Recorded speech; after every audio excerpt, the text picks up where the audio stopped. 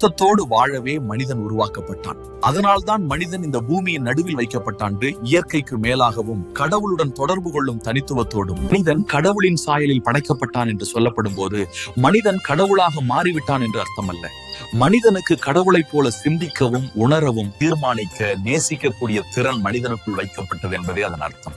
நல்லது கெட்டது உணரக்கூடிய மனமும் பொறுப்புடன் வாழும் சுதந்திரமும் மனிதனுக்கு கொடுக்கப்பட்டது. இந்த சுதந்திரம் மனிதனின் மகத்துவமும் அவனது பொறுப்பாகும். கடவுள் மனிதனை அடிமையாக அல்ல, உறவில் வாழும் குழந்தையாக படைத்தார். ஆனால் மனிதன் தன்னை மையமாக வைத்த போது தன்னை உயர்ந்ததாக நினைத்தான். உண்மையில் அவன் தானே ஒரு சுமையாய் மாறினான். மனிதன் உழைப்பதற்காக மட்டுமல்ல, அனுபவிப்பதற்காகவும் அல்ல, கடவுளுடன் நடந்து அவருடைய சித்தத்தை பூமியில் வெளிப்படுத்தப்பட வேண்டும் என்று படைக்கப்பட்டான். இந்த அடிப்படையை புரிந்து கொண்டால் மட்டுமே மனித வாழ்க்கையின் அர்த்தம் தெளிவாகும்.